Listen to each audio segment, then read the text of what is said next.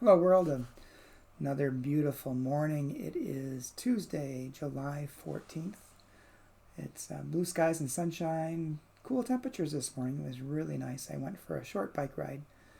My right knee has been kind of bruised, so I took it easy, went shorter, didn't pedal as hard or go as fast. But it was a gorgeous day. It's supposed to be relatively low humidity again today.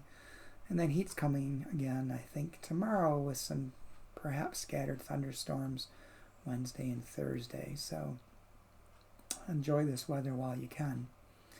Today I'm going to read a devotional from the book Rise Up, Spirituality for Resistance, written by some of the UCC Still Speaking writers. And the devotional I'm reading today was written by Elizabeth Griswold, and it's entitled Dear Dorothy. And it's based upon the Gospel of Matthew, chapter 26, verse 36a and 40b. Then Jesus went with them to a place called Gethsemane, and he came to the disciple and found them sleeping. And he said to Peter, "So could you not stay awake with me 1 hour?" And Elizabeth's devotional is written as a letter to Dorothy Day. And Dorothy Day lived from 1897 to 1980, who was an American writer, activist, and co-founder of the Catholic worker movement. And there are currently several hundred Catholic worker houses throughout the world whose members serve the poor and speak out against war and injustice. And this is what Elizabeth wrote. Dear Ms. Day, may I call you Dorothy? We never met, but the Catholic worker movement you founded has been such a gift in my life. Somehow I feel I do know you, and there's something I always wanted to ask. At the end of your autobiography, you write, "We have all known the long loneliness."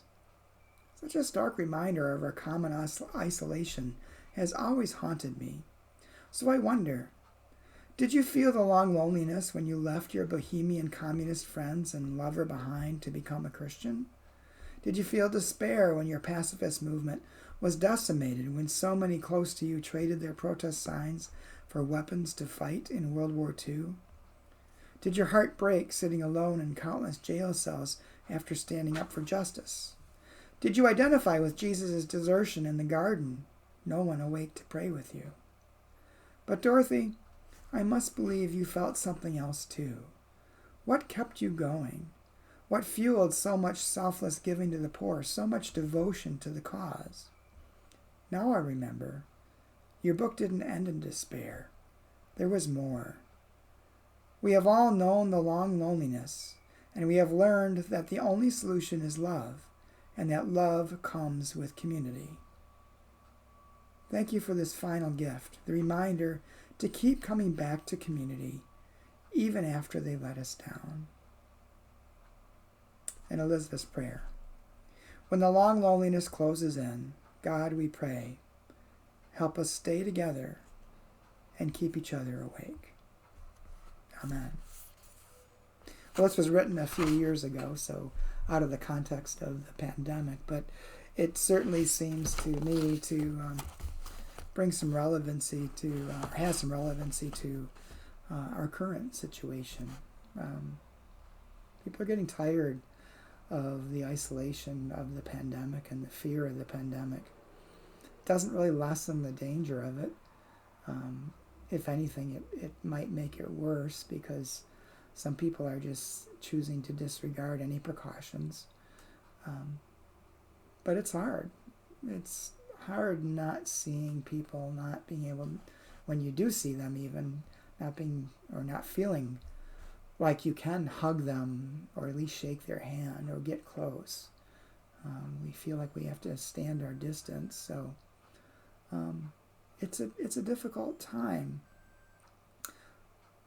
But we got to remember, as this devotional talks about, that the solution we have to this loneliness we feel and this isolation, still, even so, is love.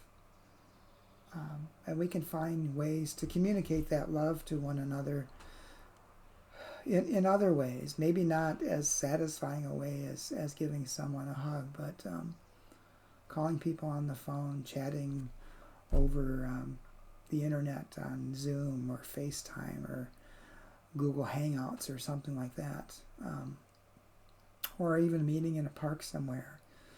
There's a group of ladies at our church who meet once a week, and they make a circle in the parking lot with their lawn chairs and sitting a distance apart and talk, just to be in community. I think that really points to the fact that we need to look for ways that look for ways that we can still show love to one another and live in community. But even more importantly, look for the things we still have rather than focusing on the things that we don't have. So, as Elizabeth's prayer says, when the long loneliness closes in, God, we pray, help us stay together and keep each other awake. So I hope that during this pandemic, we can still find ways to stay together and to keep each other awake. Enjoy your day, and talk to you soon.